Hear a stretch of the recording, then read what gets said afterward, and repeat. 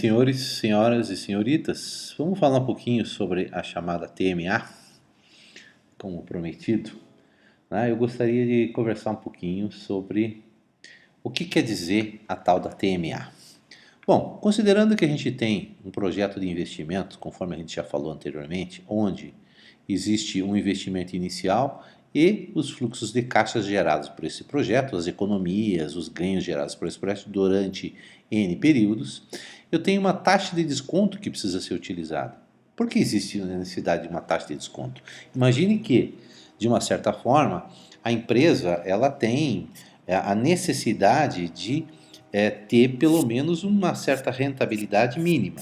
Imagine o seguinte, imagine que um colega seu lhe oferece um negócio qualquer, um investimento, e aí ele te fala o seguinte, não, você vai investir 100 mil aqui, você vai ver que vai ser um bom negócio. Um bom negócio por quê?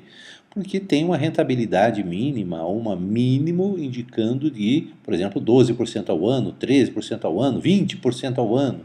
Ou seja, uma atratividade mínima que você define. Então você pode ter uma regra para você, por exemplo, de que no mínimo você gostaria de ter 15% ao ano de rentabilidade nos seus projetos. Então essa seria a sua exigência mínima. É isso que a gente está falando. A taxa mínima de atratividade, a taxa que torna um projeto atrativo. Então a TMA é a taxa que torna o projeto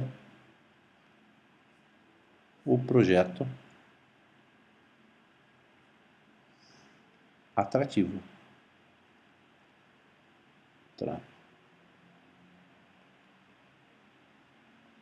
Então, seria o mínimo exigido. Esse meu atrativo aqui está feio, né? Vamos fazer ele de novo.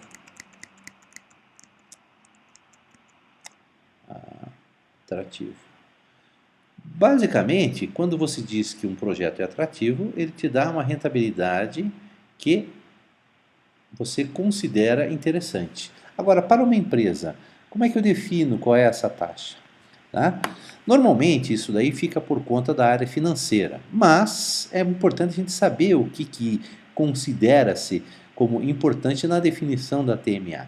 Normalmente uma empresa vai considerar aquilo que, vamos dizer assim, ela estaria deixando de ganhar, por exemplo, numa aplicação em outro projeto ou mesmo numa aplicação financeira.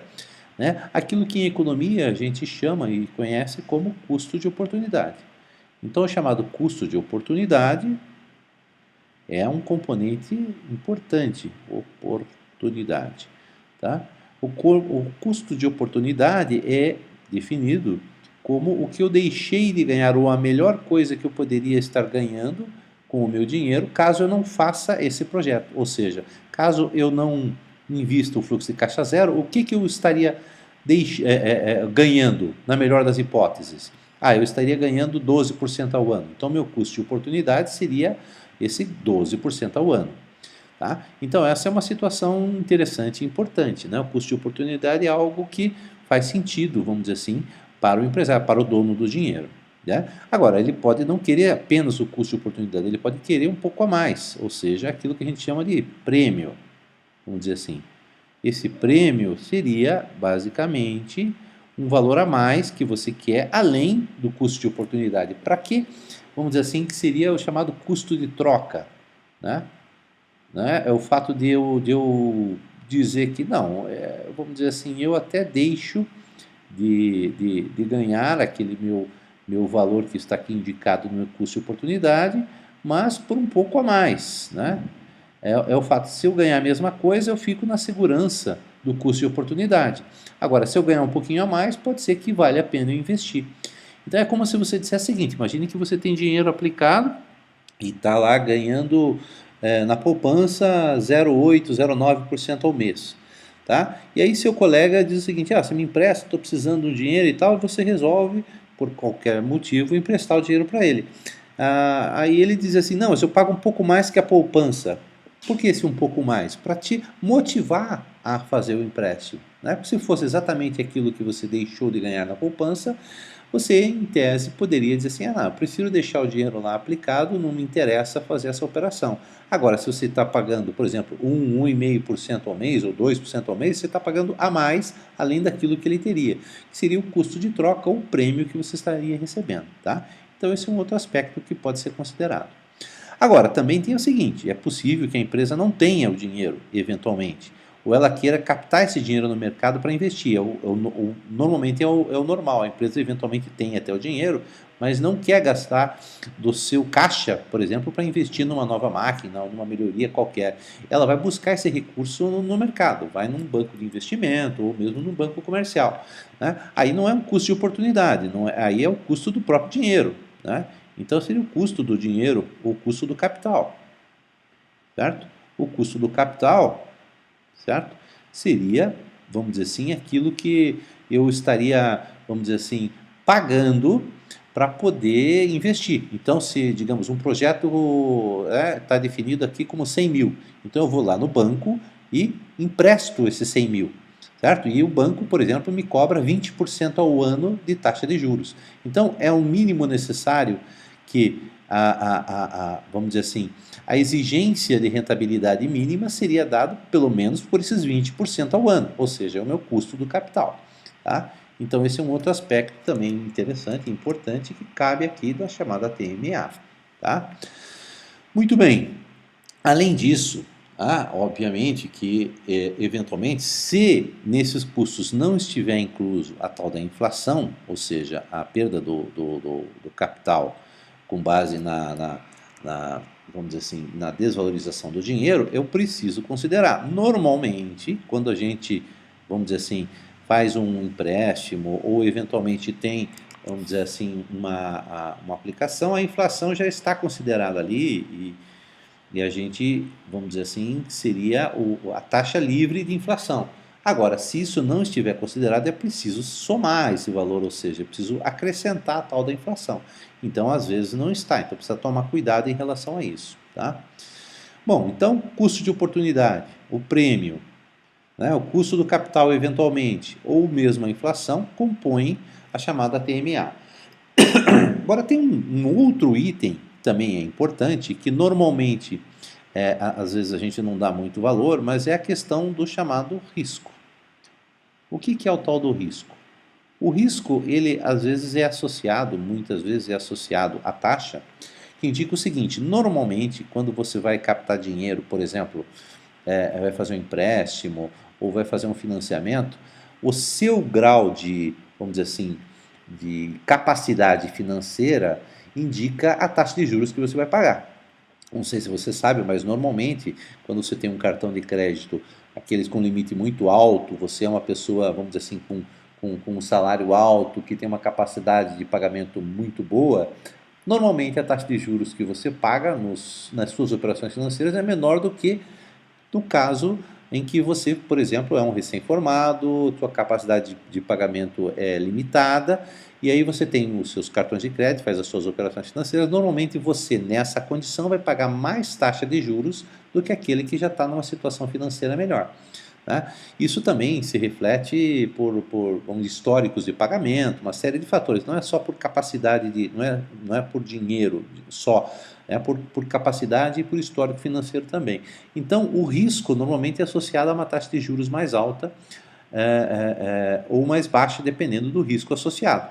Isso também existe para projetos. Normalmente eu tenho projetos com baixo risco, né, e projetos com mais alto risco, vamos dizer assim, de oferecer ganhos em termos do próprio projeto. Né?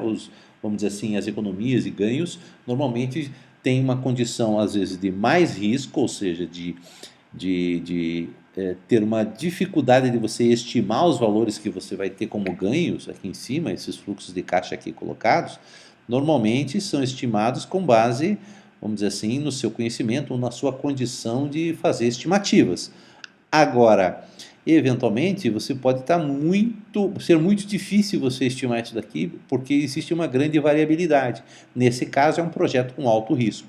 Ou, eventualmente, você tem uma situação em que o projeto, vamos dizer assim, é de fácil identificação. Por exemplo, economias de energia, por uma melhor eficiência energética no equipamento que você está trocando.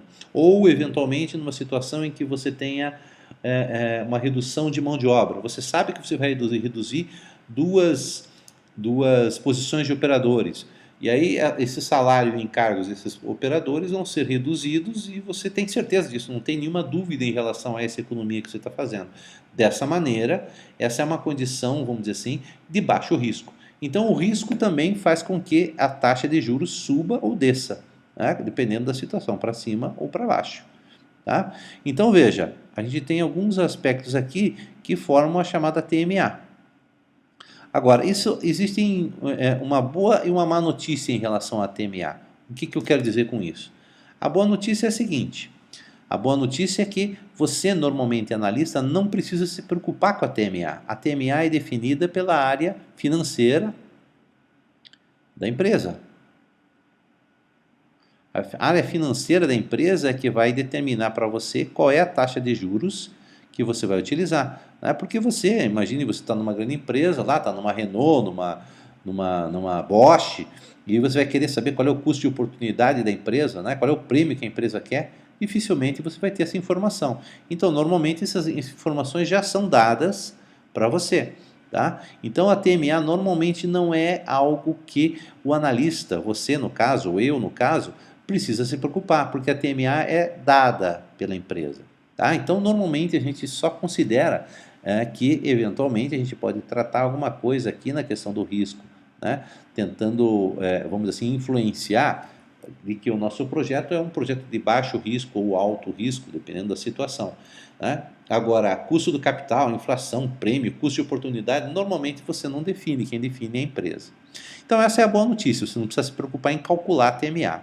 Agora, associado a isso, existe uma outra notícia, e essa notícia não é tão boa. A TMA é forte influenciadora na viabilidade do seu projeto de investimento. Então, ela influencia fortemente. Influencia fortemente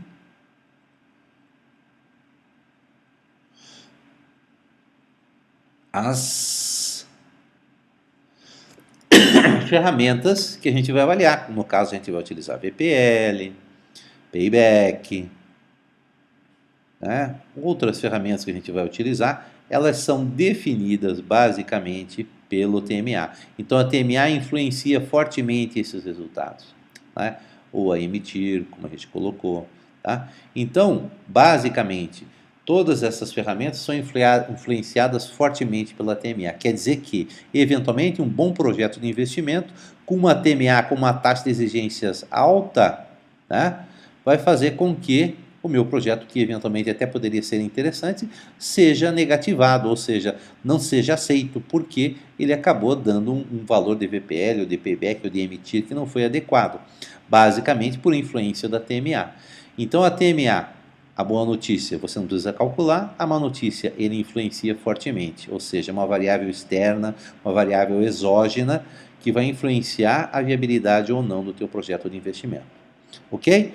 Então vamos considerar que a TMA é um dado do problema, né? Normalmente considerado com base nas informações financeiras e que a gente vai utilizar para análise de investimento.